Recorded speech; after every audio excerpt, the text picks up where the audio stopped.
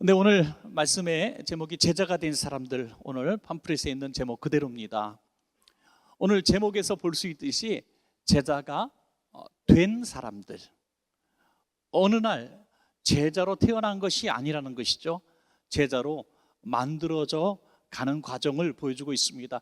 예수님께서 공생애를 하시면서 제일 첫 번째 하신 일이 바로 제자를 부르시는 일이었습니다.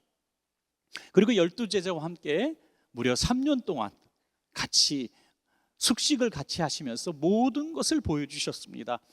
계속 어느 곳에 있든지 말씀으로 잘 가르치셨고, 또 여러 가지 이적을 보이심으로 예수님이 어떤 분이신가 보여주셨고, 또 심지어 죽은 자를 살리는 그런 역사를, 풍랑을 잔잔케 하는 이런 모습을 보여주시면서 과연 하나님의 아들이구나 하는 것을 보여주셨습니다. 또한 섬김의 모범을 보이시기 위해서 친히 발을 닦아주시는 그런 본까지, 섬김의 본까지 보여주셨습니다. 그러면 제자들이 잘 훈련받았으니까 정말 훌륭한 제자들이 되어야만 했습니다. 여러분, 우리가 제자 훈련을 지금도 많이 이렇게 받고 있는데요, 예수님께 제자 훈련을 직접 3년 동안 숙식을 하면서 훈련을 받는다, 얼마나 영광입니까 여러분. 대단한 일입니다. 그 정도 되면은 아주 특급 과외를 받은 거예요. 그런데 예수님이 십자가를 지시는 것을 이해하지 못하고 돌아가시니까 다 달아나 버리는 것이죠.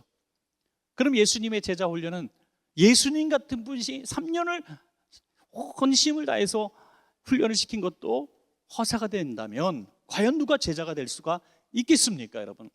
지식으로, 능으로, 교육으로 제자가 될 수가 없다는 것을 단적으로 보여진 하나의 사례입니다. 그런데 그런 그들이 어떻게 오늘 우리가 아는 제자들이 됩니까? 그들이 어느 날 깨닫게 되는 거예요. awaken, 깨닫게 되는 거예요.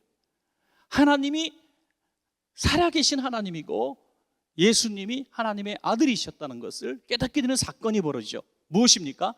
부활 사건이죠. 할렐루야. 예수님이 부활하신 것을 만나게 돼요. 사도행전에 보면 그 부활하신 사건들도 기록이 되고 있는데요, 사도 바울이 이렇게 증언합니다. 부활하신 하나님 주님께서 먼저 베드로를 만나주시고, 그 다음에 나머지 제자들을 만나주시고, 심지어 500여 형제들을 동시에 만나주시고, 그 다음에 예수님이 형제 야고보를 만나주시고, 그 다음에 나머지 온 사도들을 다 또 남겨진 사도들을 만나주시고, 그리고 6번째로 소개하기를 만삭되지 못하여 태어난 자 같은 자신 같은 부족한 사람도 만나주셨다, 이렇게 얘기하고 있습니다. 실제로 예수님이 부활하시고 만나주신 사람은 단체적으로, 개인적으로 한 10여 차례 되는 것으로 기록되어 있습니다. 바울의 증언은 6가지죠. 오늘 그렇다면 바울 이후에 수많은 사람들이 부활하신 예수님을 또 영적으로 만나고 있는데, 오늘 저와 여러분의 순서가 된 겁니다. 저와 여러분도 그 뒤를 이어서 부활하신 주님을 만나야 제자가 될 수가 있습니다. 여러분, 인격적으로 주님을 만나지 못하고는 절대로 제자가 될 수가 없습니다. 그리고 주님의 영이신 마가다락방에서의 보혜사 성령님을 풍성하게 받았을 때 용기가 생기게 되었고, 비로소 문을 박차고 나가서 예수가 부활하셨다고, 예수가 하나님의 아들 그리스도라고 증거할 수 있는 예수님의 훈련 3년 동안 했던 그 모든 것들이 기억나게 하시고 그 가르침대로 제자다운 삶을 살게 되었다고 하는 것이죠. 오늘 저와 여러분의 삶에도 이 2가지 사건이 일어나야 합니다. 부활하신 주님을 인격적으로 만나고, 그리고 성령의 역사하심을 경험해야 합니다.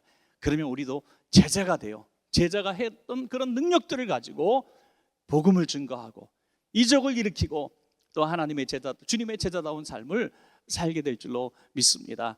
여러분 모두, 저와 여러분 모두 오늘 공연을 보시면서 그 생각을 하는 거예요.